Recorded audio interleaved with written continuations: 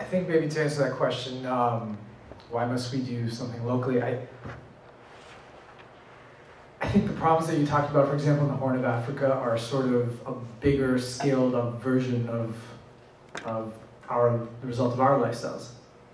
And so it's kind of like, you know, we all know there's like pollution, right? Like we all know there's these rivers filled with toxic sludge, but we don't see that in our homes. But I see garbage in my home, and I guess the garbage in my home isn't really that big. It's not really that messy, but I see it. But it's like a small example of what, when you take a lot of people's garbage and explode it further downstream where we don't really see it, that's what it looks like. And I think that maybe it's like the problems out there that are really, really far. It's kind of like an extension of, it's like the result of our lifestyles, and ultimately, like the rest of the world is really serving us in many ways, and there lies, I think, the solution. It's like, well, it's my lifestyle. It's the fact that I want an iPad 3 is causing a lot of suffering and pain in the world. I don't know, it's something to think about. So, if you look at the situation here in Canada, the UN is not going to come and set up a refugee camp to help the poor in Canada. We have to take care of our own people before we take care of other people. If my brother's on the street, my neighbor's on the street, I want to help them both, but I'm going to help my brother first, and then I'm going to help the neighbor. One of the big problems we have is that with capitalism, we generate massive amounts of wealth, but we can't distribute. So just from that rational angle, we have wealth going to the very few, the very educated, but the very vulnerable don't have it. Yet at the same time, we're creating a lot of hate for that vulnerability. So we have to spread the wealth around quite literally, because they're not able to generate themselves. And just from an emotional side of it, like, so that's the rational side, you have to have it, you have to build your own community, because mass poverty just makes like the whole community just go to dirt. I'll hurry this up. But at the same time, the reason why you need to go local is it just sucks to have people around you starving and they can't do anything about it. You can't solve the problems of the world, but if you can solve what's happening next door, you should be able to do that. So yeah, so it's just one of those things. To summarize, it's just spread the wealth around, and capitalism makes it so that a lot of people will go homeless, so we have to fix it. And at the same time, since we can't fix the underlying causes of it, we can at least help with the symptoms so that we could come up with a solution later on. Because the big problem is we don't throw enough money at the problems that generate homelessness, but we can at least help with the solutions until then. One of the participants would like to mention that there is a simple low-cost solution. We should move out of our comfort zone and talk to people on the street. Try to help them by asking if they know someone who needs assistance. I would just like to say, the thing with the Horn of Africa is that, in places that are abroad, you see the ads where $20 a week of your money could do so much for so many people, whereas here, $20 feeds a couple of people or a couple of families, maybe, So at least the way I rationalize myself is, okay, here, if I'm here, I'll try my best to go to a soup kitchen and volunteer myself because I'm here.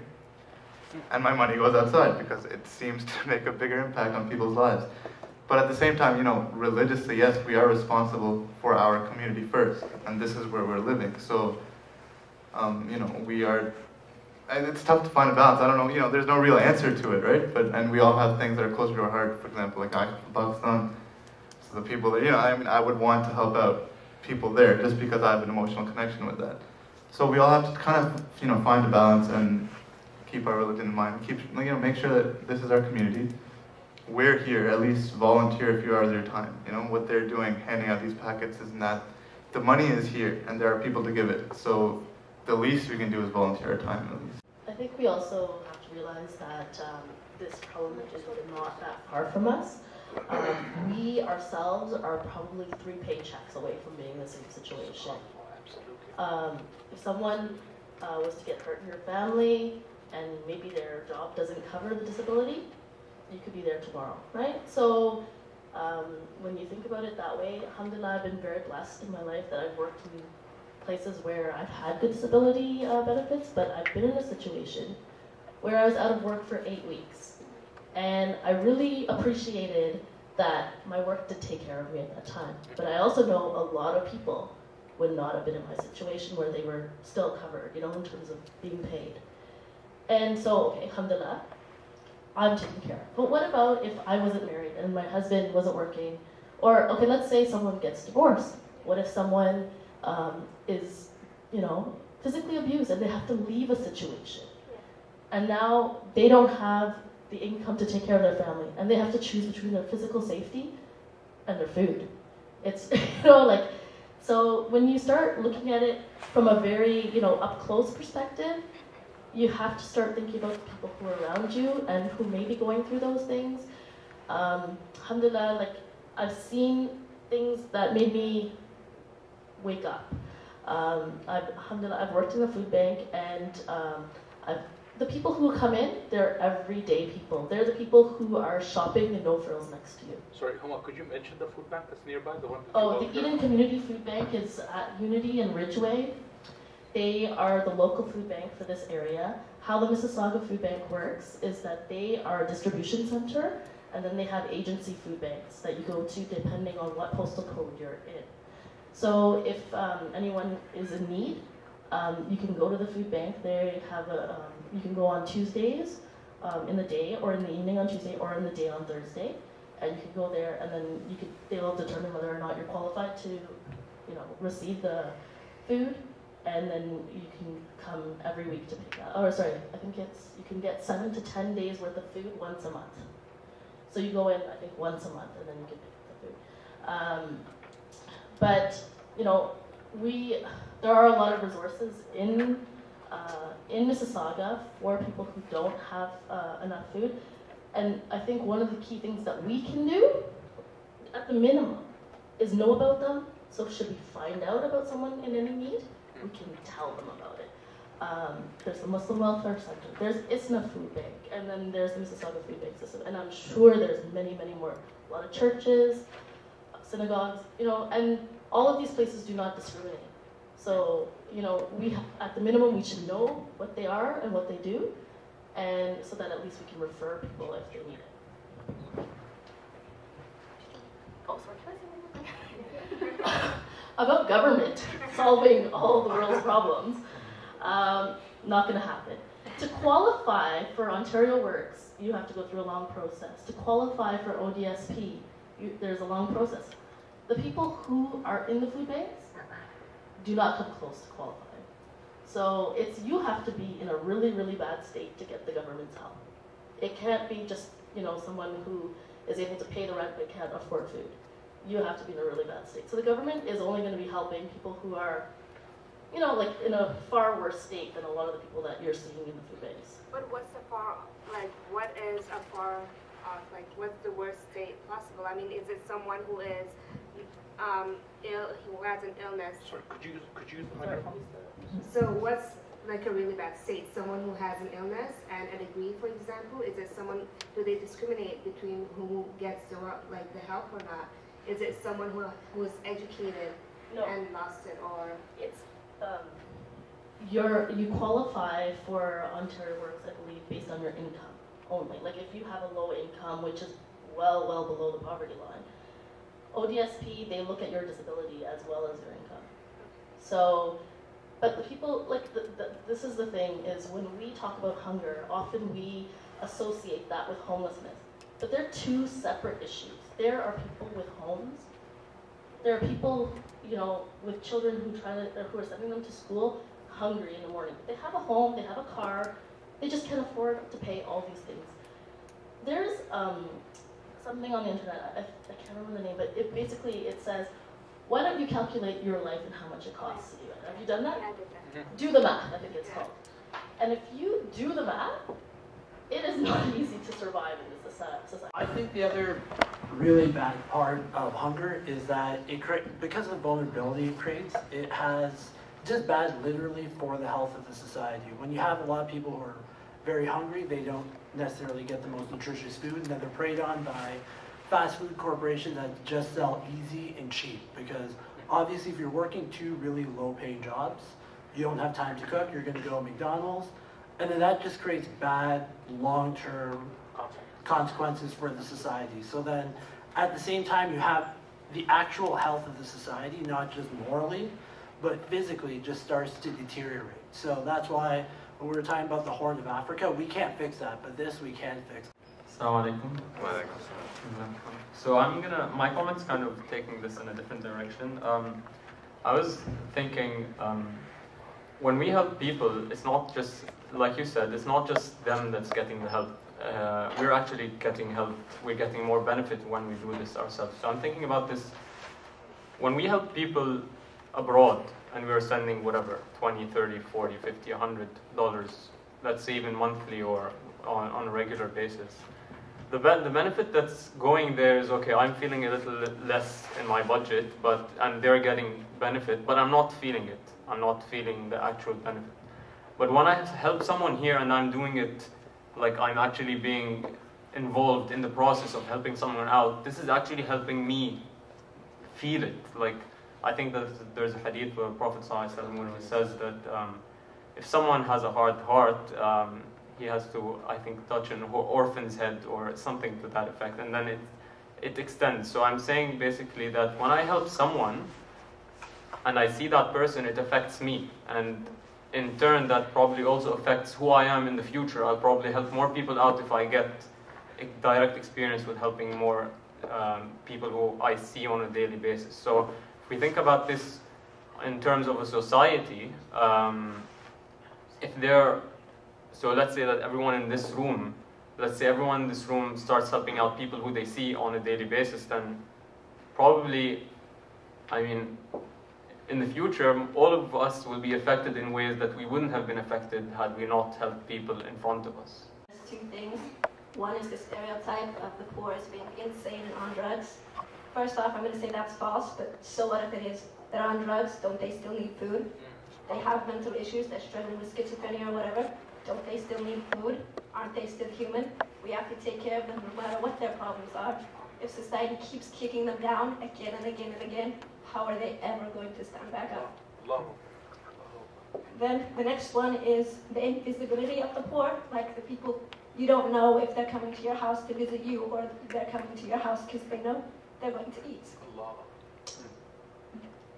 They need their privacy. Let them, feed them, don't ask questions.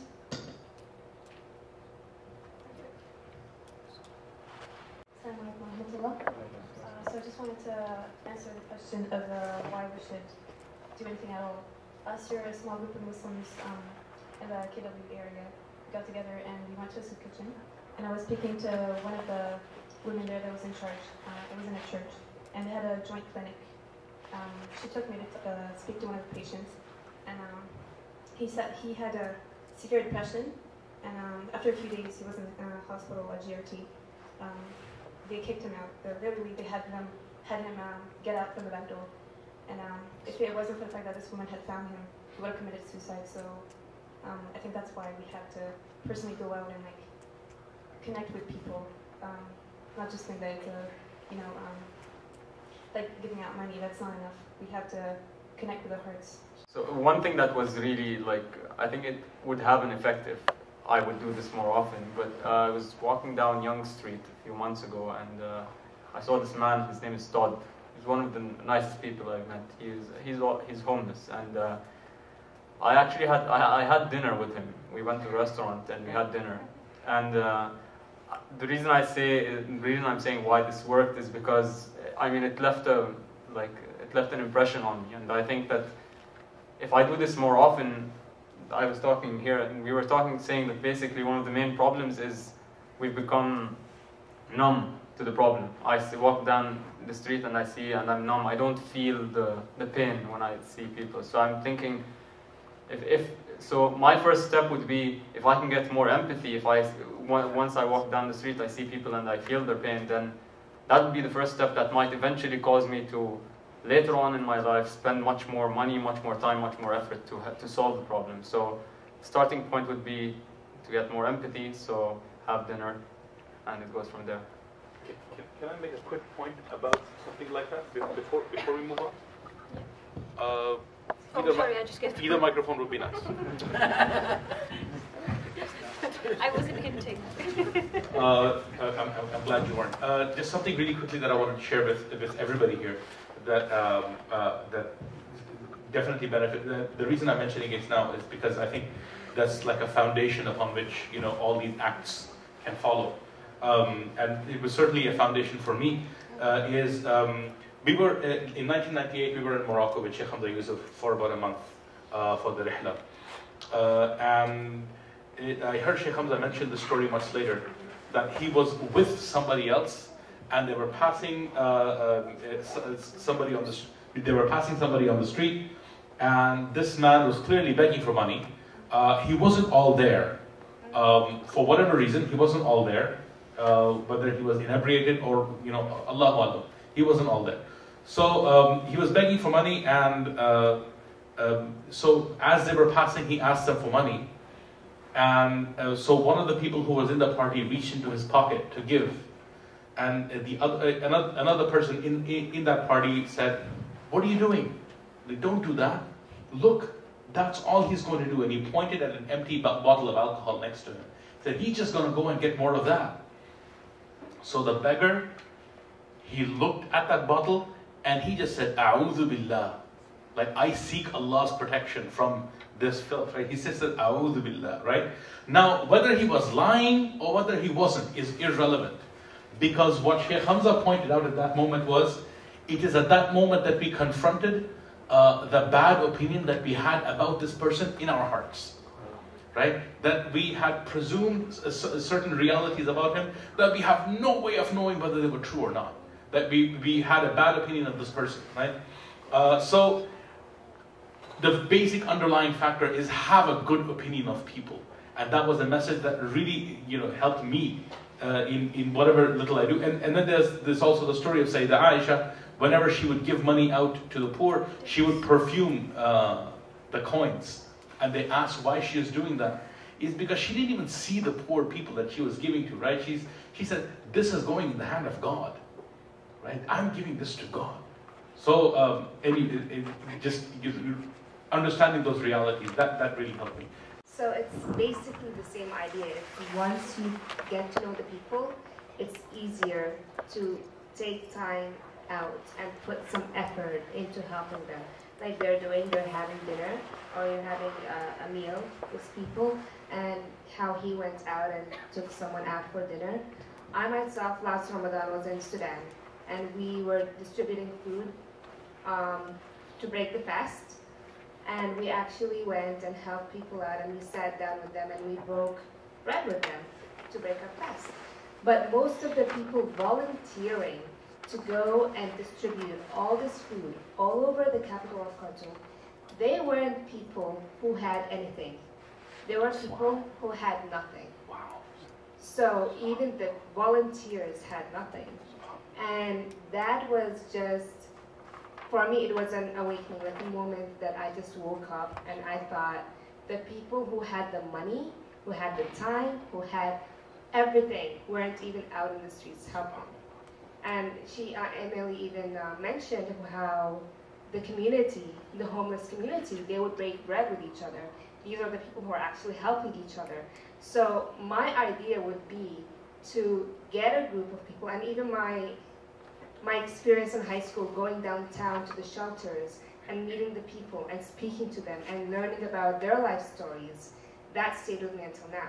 So I think we need to break that barrier and allow people, groups to come together, meet together, and get to know each other. Whether it's people downtown in Toronto, whether it's people, when Isna holds its soup kitchen every Saturday, the first Saturday of every month, and the families come in to eat.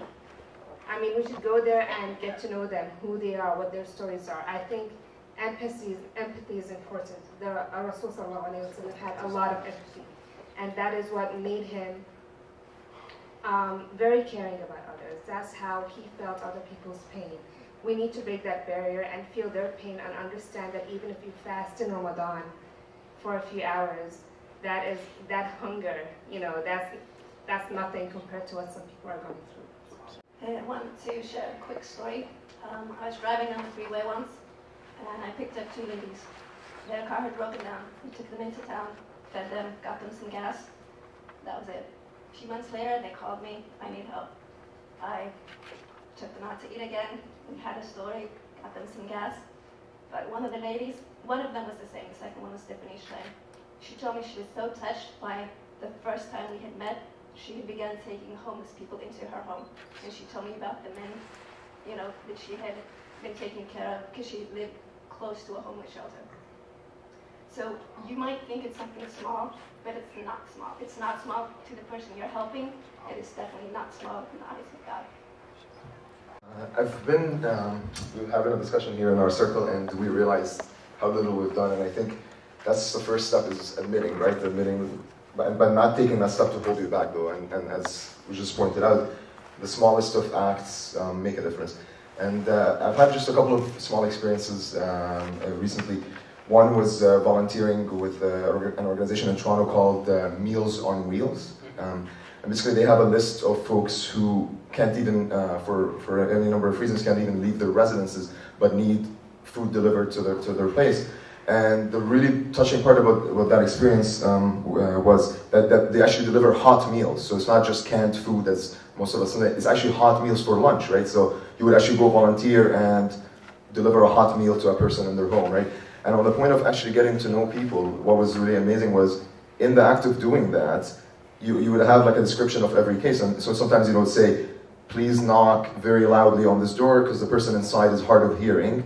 And then please be patient because the person inside has mobility issues, so they might take a while until they come to the door.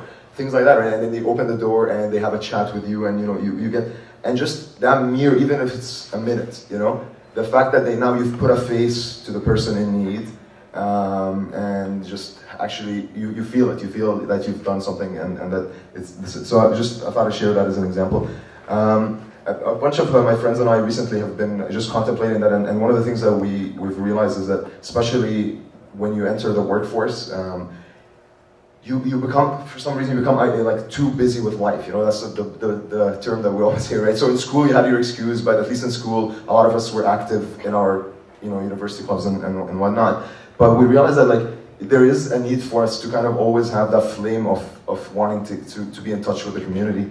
And I think one of the things that we've come to realize is we're now looking at different projects where we can give back. And one of the things that we haven't done it yet, so I'm just going to share it as an example, but we haven't done it yet, was the idea that what better way of doing something that actually produces food as well. So the idea of community gardens, starting community gardens, because now you're not only volunteering your time or money, because let's say you need to raise a couple $100 to get some soil and some seeds and things like that, but through that act, by the end of the season, you've actually produced food, right?